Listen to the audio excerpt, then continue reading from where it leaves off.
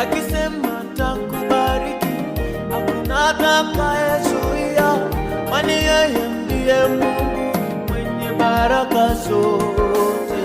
Akisema